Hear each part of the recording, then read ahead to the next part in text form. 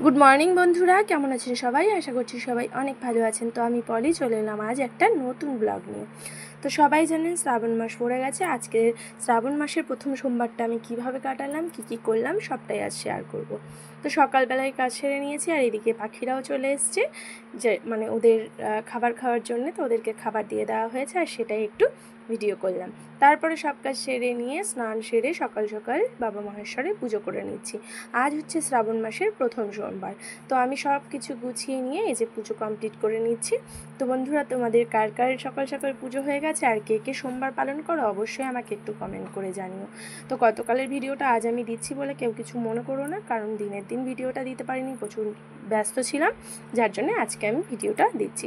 তো দেখো সব কিছু সেরে আমি একবারে জল মানে বাবা মহেশ্বরের মাথায় জল দিয়ে নিচ্ছি। যতটা নিয়ম আমি জানি, যতটা যেটুকু শিখেছি, তো সেইটুকু হিসেবে আমি কিন্তু মহেশ্বরের মাথাতে জল ঢেলে নিলাম।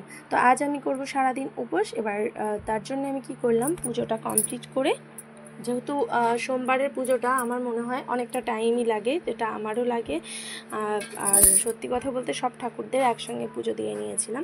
তো তারপরে চলে এলাম রান্নাঘরে, কারণ উপোস আমি করেছি, বাড়ির সবাই তো করেনি। তো সেই জন্য সবার খাবারগুলো করে নিয়ে আর এইদিকে ভিজিয়ে রেখেছিলাম একটু সাবুটা ভেজানোরও কারণ আছে। ভেবেছিলাম উপোস সারাদিনই উপোস করব, কিছু খাবো না, কিন্তু আমাকে ট্রেনিংয়ে যেতে হবে বলে আমি এই যে সাবু ভিজিয়ে রেখেছিলাম। তো তার সেই সাবুর মধ্যে একটু কলা আর একটু খেজুর কুচি দিয়ে, আর হচ্ছে ঠাকুরের যে প্রসাদ দেওয়া হয়েছিল লাড্ডু সন্দেশ, তো সেগুলো একটু এই যেভাবে ভেঙে নিয়ে নিচ্ছি। এরপরে এর মধ্যে সামান্য একটু চিনি আর দিয়ে দিয়েছিলাম কিছুটা কাঁচা দুধ।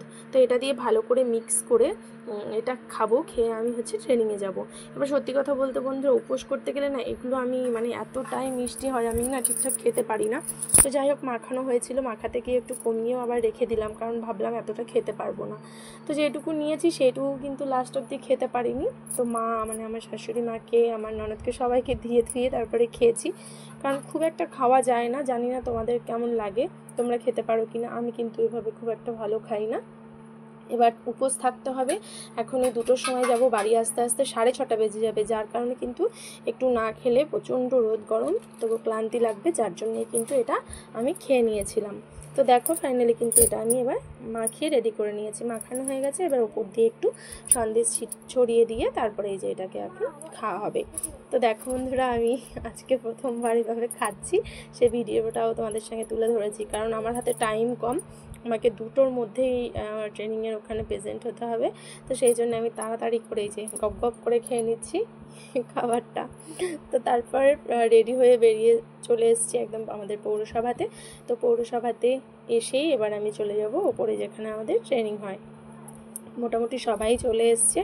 আর এই যে দেখো এখানে এই যে স্ট্যাচুটা, এটা আমাদের হচ্ছে মানে পৌরসভার একটা সৌন্দর্য, স্বামী বিবেকানন্দ। তো খুব ভালো লাগে এখানে এলে, এইভাবে ওনাকে দেখতেও ভালো লাগে। যাই হোক, তো এই যে দেখো, আমি তো ভেবেছিলাম সবাই চলে এসছে, এসে দেখছি না, সবাই এখনও আসেনি।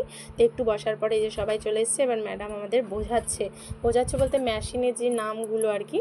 তো তোমরা যেহেতু জানো না, আমি হচ্ছে আবার নতুন করে ট্রেনিং করছি, যেটা হচ্ছে সেলাই মেশিনের। মোটামুটি সেলাই আমি জানি, তো তারপরেও আবার শুরু করলাম কাটিং, সব কিছু শেখাবে বলে আমিও ভাবলাম যে শিখে নিই, কারণ আগে এইভাবে কখনো শেখা হয়নি। তো যাই হোক, ম্যামের হাতে এই যে চলছে এখন হাতের কাজ, মানে হাতে সেলাই করা। তারপরে আমিও একটু মেশিনের উপরে মানে সেলাই করে নিচ্ছিলাম, ননদকেও দেখাচ্ছিলাম।